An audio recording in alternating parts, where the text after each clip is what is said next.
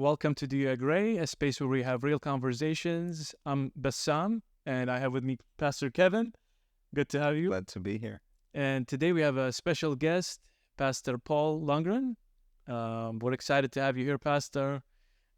We've known each other, I believe, for probably 7-8 years. And you've known him probably 10, 11. Yeah. 10 years. Yeah.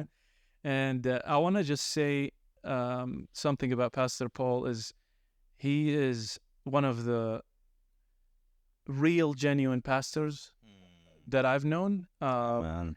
It's, you know, sometimes we hear pastor and we assume good guy. But, you know, unfortunately, it's not always the case. Yeah. But he is a good guy, and we've known him for a long time. And I feel like you always speak from the heart. You always mean what you say, and you're honest. And this is why you're here, because we like to have an honest conversation. But first, I want to hear from you. Where were you born? Where did you grow up? What's your background like? Well, yeah, first let me just say how thankful I am and honored I am to be here. It's a very great privilege, and appreciate your invitation to do that. Thank you. I was born in a little place called Liberal, Kansas. It's 20 miles from Hooker, Oklahoma, where my parents were living, and they drove us up there.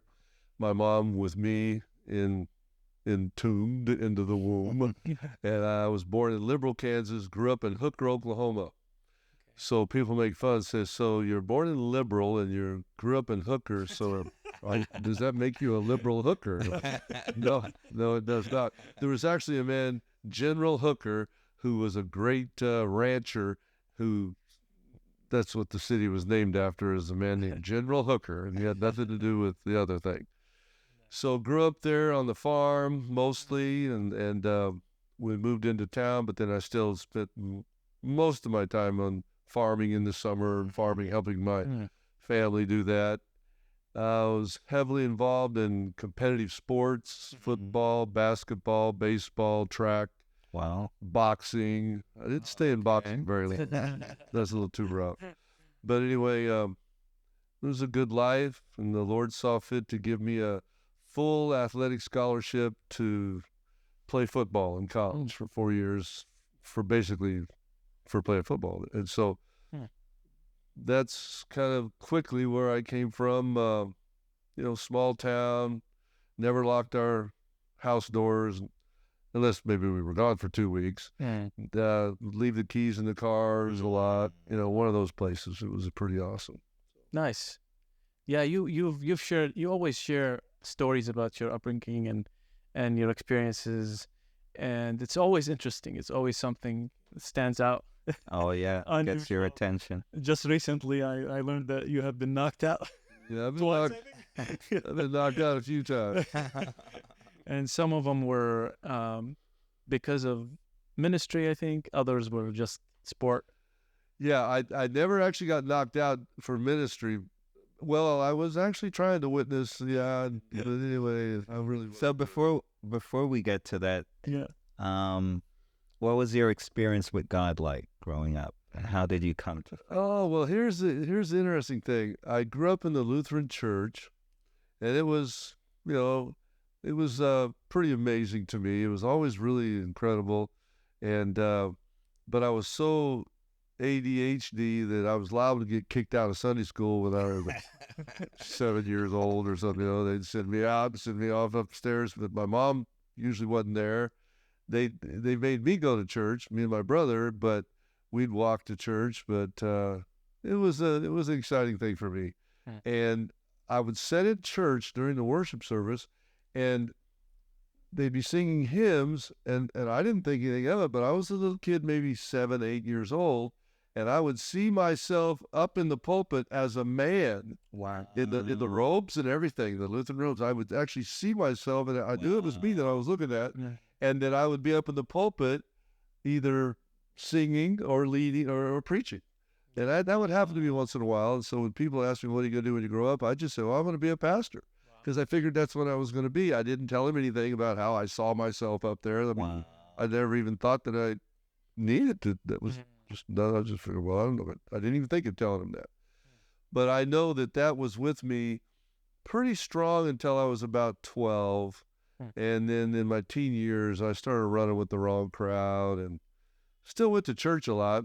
Went to church with all my buddies, but we were all going to the church for the wrong reasons. You know? And I remember those days. I really drifted. And God just became a afterthought for quite a while, 7 years actually. Wow. From what age to what? From the time I was 14 till I was 21. Okay.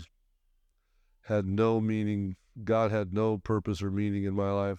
Zero. Probably less than a zero, because I was really active at getting other people away from church and into, the dark side. Was your family spiritual at all? Your parents? Well, in Oklahoma, I think everybody's spiritual on some level. But, yeah, we would pray a prayer. I can't even remember it, but it was a child's prayer. Real quick, short little prayer. We didn't pray all the time, every time, but we had a prayer that we'd pray sometimes. And we never had family prayer. We never had family Bible study. We very rarely went to church as a family, and maybe on a Christmas program or something, when I was a little bitty guy. But I think they had faith. They believed there was a God, and they talked to him once in a while, whenever things got wild or rough, more than likely. But we never sang. We never sang or anything like that in our house. It's just kind of a...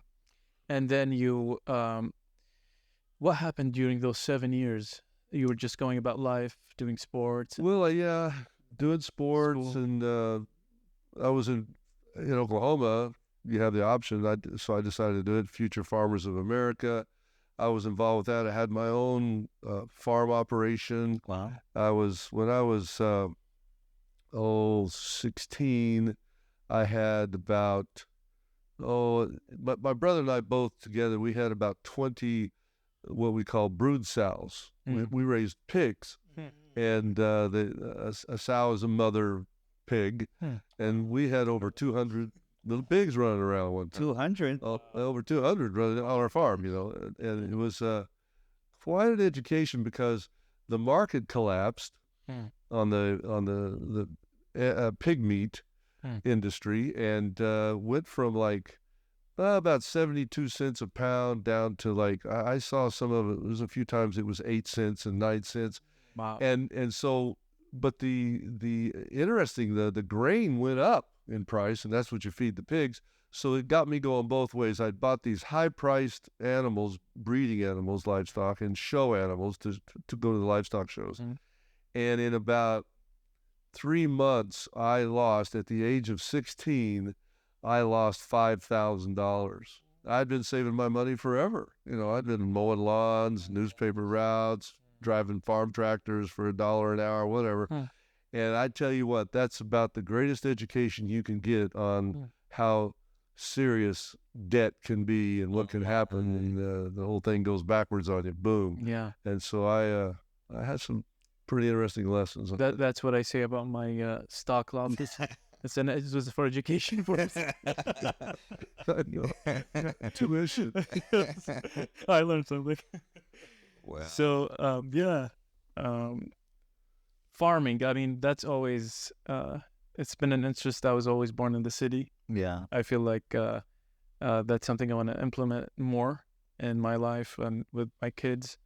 But you didn't always stay as a farmer. Yeah, we were. That's what we did every summer. But out of school, and even during the winter, we had to every morning 5 a.m. We're out there taking care of our animals. If they were having babies at 1 o'clock in the morning, we were out there all night, 1 o'clock in the morning. Wow. And I even did my own veterinarian, most of my veterinarian, because I couldn't afford to pay veterinarians. Wow. But I had a real good friend who had grown up with my uncle, and he really kind of took us under his wing, and he just explained to me, well, here's what you need to do if you need to do a little surgery here or this and that.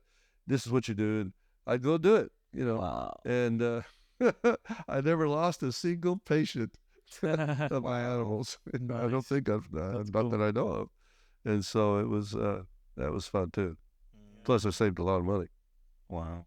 And during that time, you didn't think about God. No, he didn't have any. There was no aspect of God in my life. I didn't need him, and I didn't want him, and it was just not even a thought. I didn't even think I didn't want him. It just Well, what would you attribute to that? Because before you were in church, growing up in church, so what happened? well, I was blinded by the God of this world. Looking back, I mean, obviously, I didn't think that then. Yeah. I was running with all the wrong crowds and partying, and my sister dated a guy who was I think he might have been, I don't know, I think he sang tenor, but he was a rhythm guitar, and he could play trumpet. Might have played bass too, but they had a rock and roll band, and she always had to take me with her to the dances of her boyfriend's dances, And so I grew up going to dances basically every weekend. Wow. And everything that's involved with that, I mean, from the time I was 14 on. And it was, there was never any shortage of people willing to go and buy me liquor and help me get drunk. Wow. Party down. Wow. So we know Brain now. was numb. My brain was numb to God. It had no connections with God going on. Wow. So we know now you are a pastor, a man of God. What happened? Well, I started out in pre-law in college, and I had a run-in with the teacher.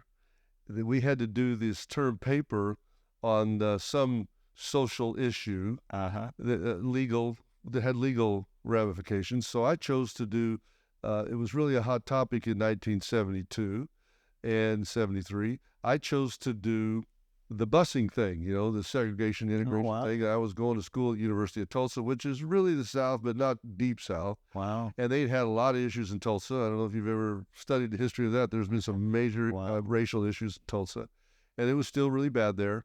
What year was this? This was in 72. Okay. And the fall and in the spring of 73. And I chose to do busing and why it should be done, why integration should be done, why the law should support that. Well, my mother was a grammar teacher, and I did the term paper. I don't know how, I think it was 18 pages, all the research, did everything you're supposed to do. I sent it back to my mom for her to check it on spelling and grammar and everything else. She sent it back. It was perfect. I handed it in. About 2 weeks later, we got our papers back, and he had a big fat F on my paper. Oh, and I looked through the thing, and no red marks anywhere, no comments anywhere. And I said, hey, I need to can I come to your office? Yeah, okay.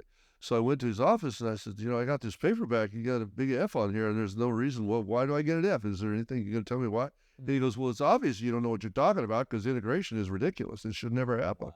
And I thought, well, okay, what does that have to do with the paper? I argued my case. I gave all the evidence why it should be happening, and you didn't even consider, my argument. As a lawyer, you got to learn to do that. So that's what I was doing. He goes, well, it just won't hold up. That's all. Boom. See you later. Wow. And I thought, okay, if that's the way this is going to be, I'm done with that. So I changed my major from pre-law to physical education. PE. I'm done with that, And so it's a big difference. And it was wild. I lived in an athletic dorm at the University of Tulsa, very wealthy school, private school, very wealthy backers, football backers. They had some great players come out of that university, played pro, and great names and stuff, and so we lived like kings in there. Wow. They fed us like kings. And the tennis scholarship athletes were in there, the baseball athletes were in there, basketball, football. Didn't have too many track guys, but there was a few. Swimmers, had a few swimmers. Every Sunday morning, our breakfast was a big T-bone steak and potatoes and gravy and anything else we wanted to eat for breakfast. And the rest of the week, it was not much different. It was they wanted us to be beefy, big football players, And so I got all caught up into that, and then I got into the party scene. I went one time for over 30 days, never went to class. And I was stoned the whole time, from the time I woke up to the time I went to bed, and never went to class.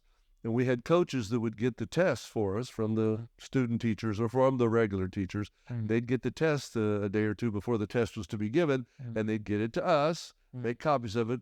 We'd get in our little study groups studying the test, and we'd just memorize the test. And we'd go in, and we had to purposely miss questions so that they wouldn't suspect that we were cheating, And I had to figure out which ones I want to mark down wrong, And so that was the kind of life we were living, and it was pretty crazy. Little unbeknownst to me, my aunt, who was married to a pastor in Oklahoma, they had all-night prayer vigils. Wow. And she would take my picture, because she knew how messed up I was.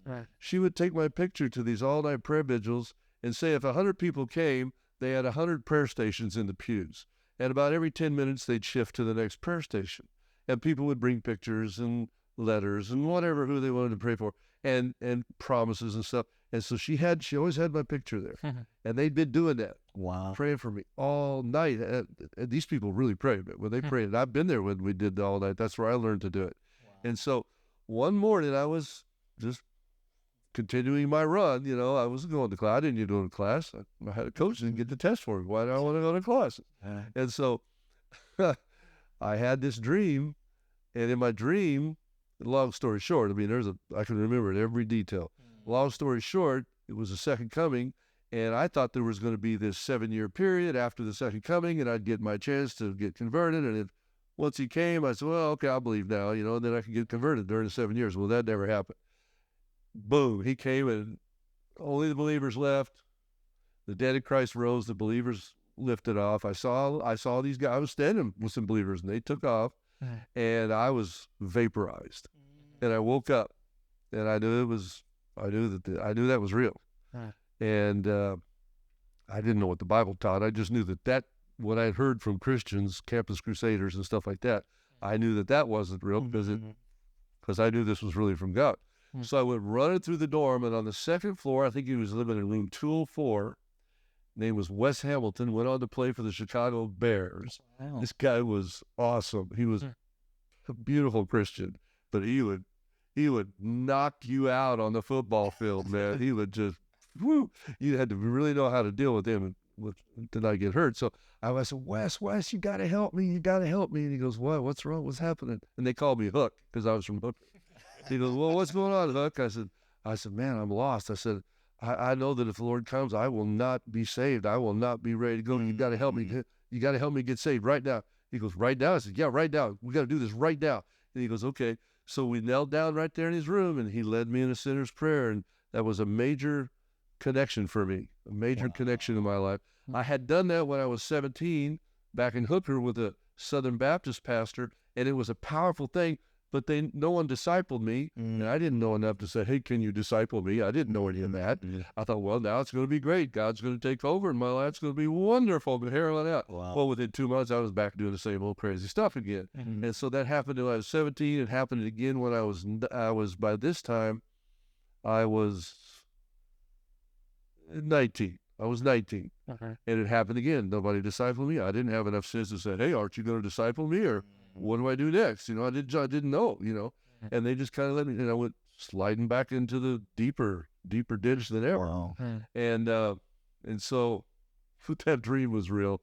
And that dream, there are several things in that dream that actually, after I started studying prophecy, the dream was accurate. But I couldn't find anybody that was teaching that. The things that happened in my dream, I couldn't find anybody that was teaching that. So I didn't know how to find it in the Bible. So I didn't find it. That was in 1973. Could have been the fall of 74. I think it was 74. Yeah, it was. That was in 74. And I'm getting ahead of myself. It was the fall of 73. I'm sorry. Anyway, I didn't find that in the Bible until about 1980. Wow. 1980. You didn't find what? That the way it happened in my dream. And some of the stuff I didn't find till the 90s. Yeah. Of how it really is the way it happened to be. They understand the outline of prophecy. Yeah. Yeah, it actually worked. You know. And I don't know if we can go into specifics, but there was part of the dream was somewhat being fulfilled the last couple of years. Yeah, no, that was a different dream. Oh, that's a different thing. Okay. Yeah, and that's another thing. See, I didn't know the Bible says in the last days your young men will see vision, your old men will dream dreams, and God will reveal things through the Holy Spirit. And like in John 16:13, it says he will reveal things to come, or he will tell you of things to come. I didn't know any of those verses in the Bible, but God was doing that. Wow. But I wasn't even a believer. You got to keep in mind, people were praying all night for me. Yeah. Like I've never seen anybody pray like that in my whole life. I mean, when they pray, it's not just like one person's praying. It's like there's 100 people at 100 prayer stations, and they're all praying very loud. They're raising their voices on high, like the prophets or something. I'd never seen anything like that in the Lutheran church. Nobody, they whisper. Yeah. Which is fine. Yeah. God can pray a silent prayer. He answered Hannah's prayer. It was a silent prayer and gave us one of the greatest prophets that ever lived, Samuel. So I'm not criticizing that. I'm just telling you, they pray with some serious fervor. Now, when you had those dreams, were you stoned also, or had you been drinking? No, I hadn't. I just wanted to. I was sober. Yes. Well, usually you come down at nighttime, you eat a bunch of French fries or potato chips or whatever, the munchies, and you come down and you fall asleep and you sleep like a baby, and you wake up the next morning and you're sober as a judge. And so I woke up. Yeah, with it. Probably. I mean, even like after and I did some hard drugs. I mean, I wasn't doing the hard drugs. It was like weed, marijuana, and stuff like that. And alcohol, or no? No, I wasn't doing much alcohol. Okay. Yeah. Now, you came from an alcoholic family, or? Yeah, my dad was alcoholic. My stepdad was an alcoholic, and it was very violent and rough. So it's they're showing now in the epigenetics how a lot of tendencies and addictions are passed on through the genes to the children. Now, have you struggled with that later? No, or you just had the complete I was addicted overcoming to being happy. And it's sad to say, a lot of people, when they drink, they are more free to express happiness. Yeah. And I was a happy drunk. Some people are violent drunks. Yeah. I was just a happy-go-lucky drunk, just a goofball. You're happy without it too. I'm not better than and I'm a lot happier without it. But I was a happy drunk. I wasn't a violent drunk, but that doesn't make me better than violent drunk. Yeah. It's just we're all mixed up, trying to get some fun out of life or some enjoyment of some kind. Yeah. So after this powerful dream, and you run to your friend and you accept Christ, what happened to you? Within 2 months, back in the gutter. Nobody discipled me. This happened to me 3 times. Wow. Nobody said, hey, let's go to church. They maybe 1 or 2 guys, but, they were busy with college. They were busy with their girlfriends that they were thinking. The Christian guys were usually way ahead of the worldly guys, the secular like me. They'd already had girlfriends that they were planning to marry. So they're busy going to church with their girlfriends. They don't want to drag me along and smelling like dope or something, They don't want, they don't want their girlfriends to think that I'm hanging out with him, And so no one really did that. And I don't blame them. It's just, I don't think it's really promoted that much in the churches to not only, Wes wasn't even doing anything to give my life to Christ. He was just sitting there minding his own business. I remember and said, hey man, you got to help me get saved. I mean, how many times do you have that? Yeah. Somebody comes running up to you. Wouldn't the pastor love for somebody to do that today? And so it's a sad time. I mean, the churches are very divided, and they're not teaching much discipleship. I think your experience is a large issue today. Oh, yeah. You know, It's bigger today, I think. yeah, a lot of people aren't discipled. Wasn't that part of the Great Commission? To Make disciple. disciples. So make disciples. It's almost more important than just to tell them about Christ and then leave. Yeah, Yeah. Go figure it out. yeah. Right? Yep. Take them under your wing. They're your little brothers and little sisters. That's the way it's supposed to be, but it wasn't happening back then. Yeah. Very much. Not for me. So you drifted 3 times, and then how did you end up coming back to Jesus? You know what Jesus said? What's on? Jesus said, when a person comes to Christ or comes to light, the demons leave. They go around looking for another place to dwell. And if they can't find one, they come back to their old dwelling house. And if they find it empty, in other words, if it's not filled with the weapons of God, with the knowledge of God, if there's not a daily increasing of God in that person's life, they come back with 7 worse than them, and the state of the person will become 7 times worse. I didn't know that was in the Bible, but I experienced it 3 times. And every time I went deeper into darkness and deeper into sin, every single time. I didn't know I didn't know anything. I just thought, well, just live it, you know.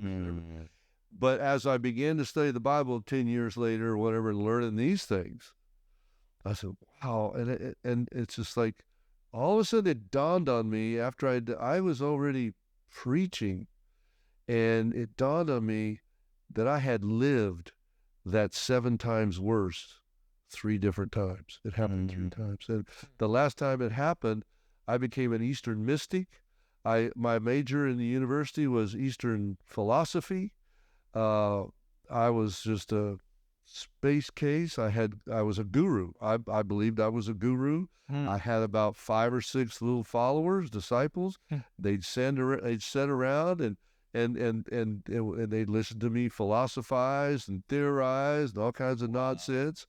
And one day, this is why I know this stuff's real. I still didn't know any of this stuff was in the Bible because I hadn't really no one had ever got me into the Bible. So one day I was teaching these little disciples of mine, and they're all stoned. And I'm not stoned. I don't get stoned very much by this time. By this time, I'm not getting stoned that much because I figured I needed to stay straight so that I could have my little following, you know, and keep them in line, you know. You were in college? Yeah, I was in college. I was still playing football, full scholarship, Interesting. long hair, full scholarship, going to practice, stoned. You know, a lot of guys went to practice stoned. That's why we didn't win very many games, you know. We go, wow, there he goes for a touchdown, you know. It's not that bad, but it's pretty bad. Anyway, I'm telling these guys something, and all of a sudden I'm in a vision. And I'm inside of this translucent ball. It's floating. Now, my feet are still on the ground as far as they're concerned. They're looking at me, and they know that my feet are still on the ground, but I'm in a vision. And I told him when it happened, I was standing inside this translucent ball, and I was about this high off the ground. With your followers. Yeah. Now, So they're in seeing my you off vision, the they didn't see me off the ground. Okay. They saw me still on the ground, Okay. but I'm in this vision. So and this ball's floating, and I'm moving through, and I'm not touching the ball. I'm not touching the bottom of this bubble.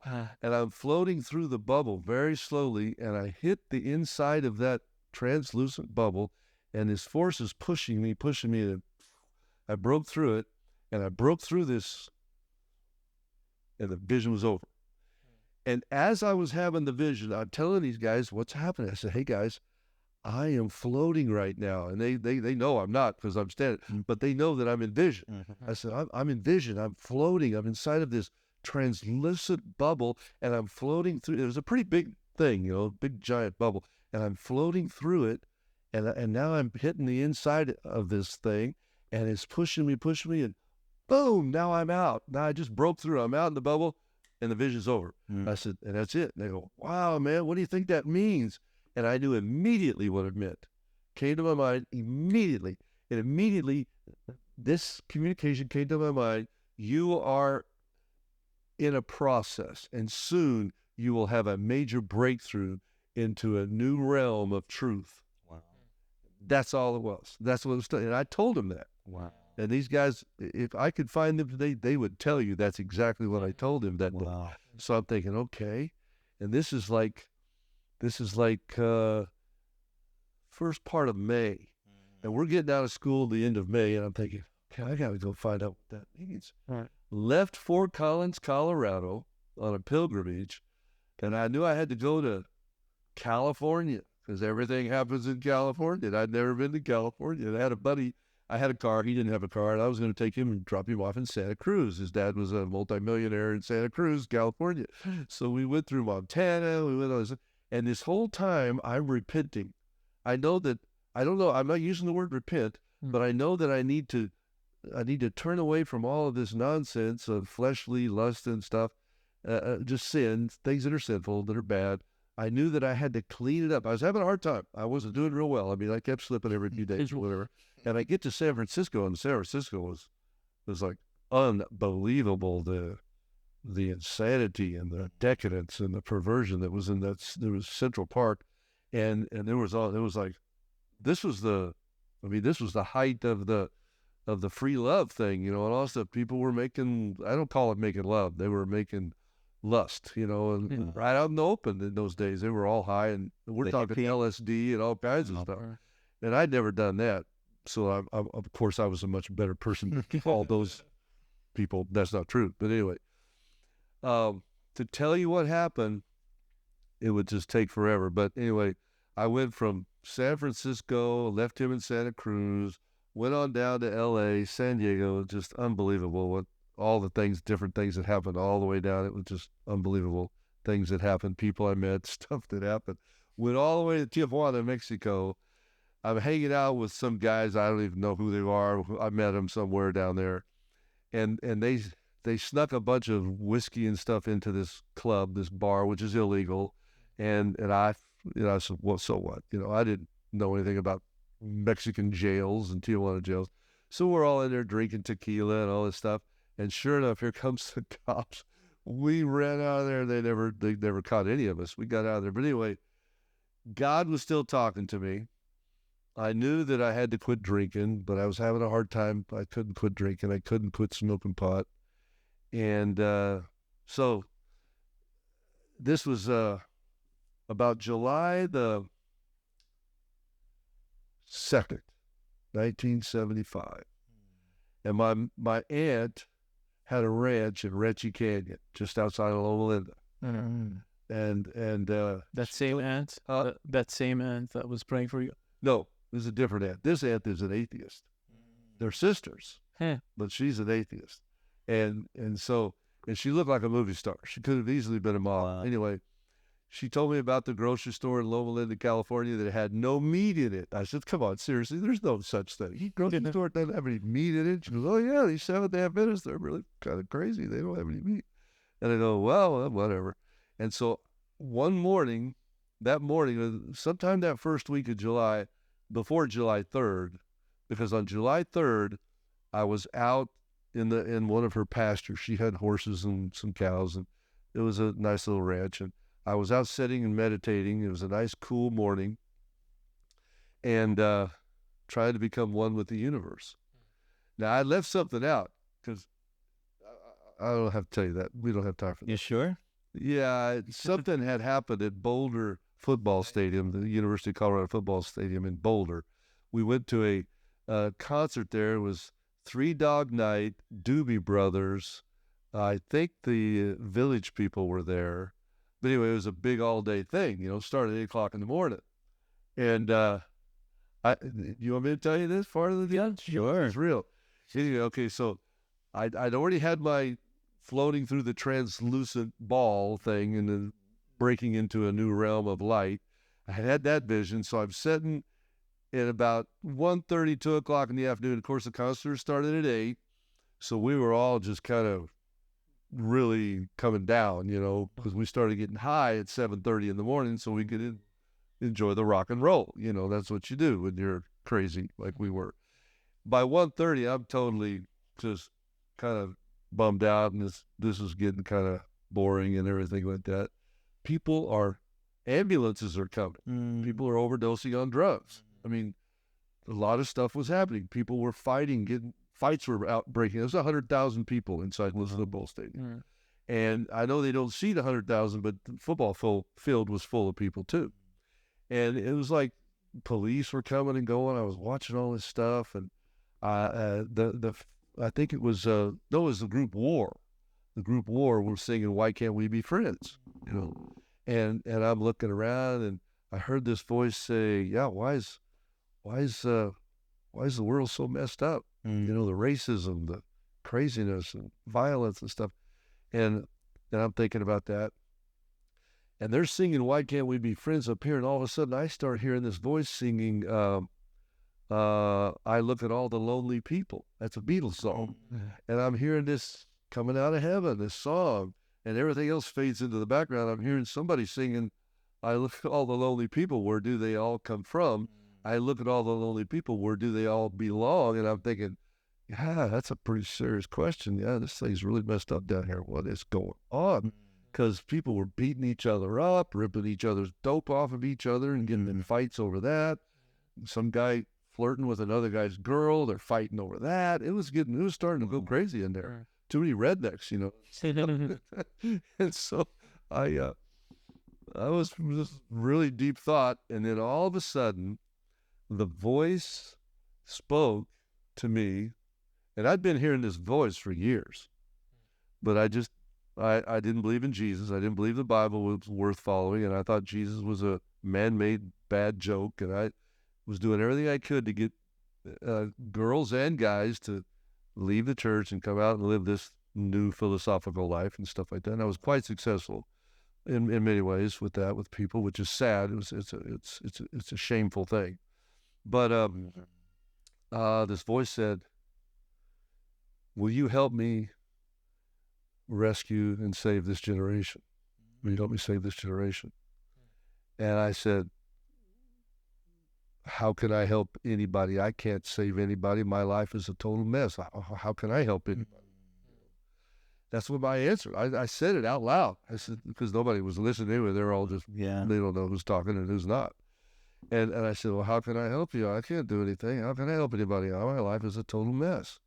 And he said it a second time, and this time he was pretty, I could tell he was a lot more serious, and he was like, he didn't like my answer. And he said, "I said, will you help me rescue this generation or not?" And I, a little more firm. And I go, okay, I don't know who you are, but yeah, whatever. I can do whatever I can, whatever I can help, I can do it. I'll do it. That's what sent me on my pilgrimage to San Francisco. That helped. Not only the vision bursting into a new realm of light, but also this voice. So forward now I've been everywhere, down the coast, up and down the coast, from San Francisco to Tijuana and then back into Retchie Canyon. And the voice comes again. And I'm sitting out there trying to be Mr. Guru and just meditate and become one with the universe and whatever, and try to get this voice to talk to me again. And sure enough, he talks to me and he says, "Unless you follow my son, Jesus Christ," that's the first thing he said, "unless you turn immediately from the path you're on to follow my son, Jesus Christ, you will be going over a cliff into a bottomless pit of destruction, and there's nothing I'll be able to do for you ever again." Oh. And then he repeated again, word for word, a second time. This is an audible voice. This is for me. I mean, if you'd have been sitting there, I can't guarantee you would have heard it, but every cell in my body heard this voice. All the way in my bones. He communicated to every fiber of my being. Wow. This is like Paul in the Bible when he was Saul. Nobody heard. They only saw the light. Oh yeah. Those guys didn't. Yeah. And so it's interesting. Wow. Your name is Paul. I got up from, and when he said, "Unless you turn immediately from the path of destruction you're in and follow my son Jesus, you're going to be going down to a bottomless pit of destruction. It's not going to be able to do to save you." He said it twice. I got up immediately, went into my aunt's house, and told her that she needed to give her life to Jesus because he's real. Oh, he's really real. Your atheist. She goes, "What are you talking about? How do you know that?" I said, "Well, God just told me." I mean, that's pretty crazy. Wow. And she didn't buy it. She thought, okay, my nephew's lost his marbles. So anyway, I knew it was real. That was my first act of bearing witness. I did that to Jesus Christ. My second act was, "Can I borrow your phone?" I called my right-hand disciple in Montana. I think it was Kalispell, Montana. Was it Kalispell or Bozeman? That had to be Kalispell. I called Larry Olson, my best little friend, my best little disciple guy, and I had to tell him that I can't be responsible for any of this stuff, this garbage I've been feeding you, because it's garbage. This Eastern mysticism and all this stuff is ridiculous. And he says, "Why? How can you do that, man? You're the greatest." I said, "No, I'm an idiot." I know that's not politically correct, but that's what I told him. And I said, "Jesus is really who the Bible says he is. He's real. He's the one we need to follow." He says, "I can't do that." He says, "I just can't do that." I said, "Sure you can, man. You can do it. He's real. He's real. I'm serious." "No, I can't do that." I said, "Well, why can't you do that?" He said, "Well, because I used to go to a youth group at our church. I won't tell you what denomination."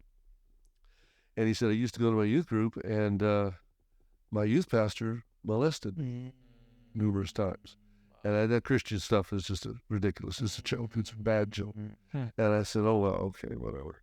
And so that began my Christian journey, my real. I mean, and I realized then that this was it. Because he had told me, unless you turn immediately, I knew this was my last call.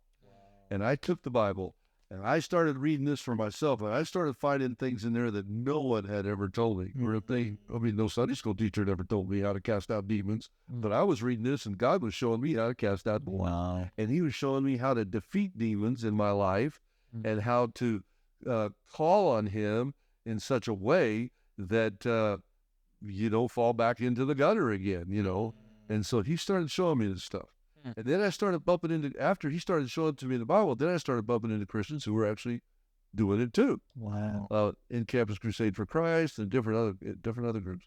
So it's been a pretty interesting ride, man. I mean, That's cool. Well, thanks. I think this is a good, It's powerful. good Wow. point to end this conversation. And join us for part 2. We're gonna get deeper into miracles and prayers and deliverance. So thanks for joining. thank you.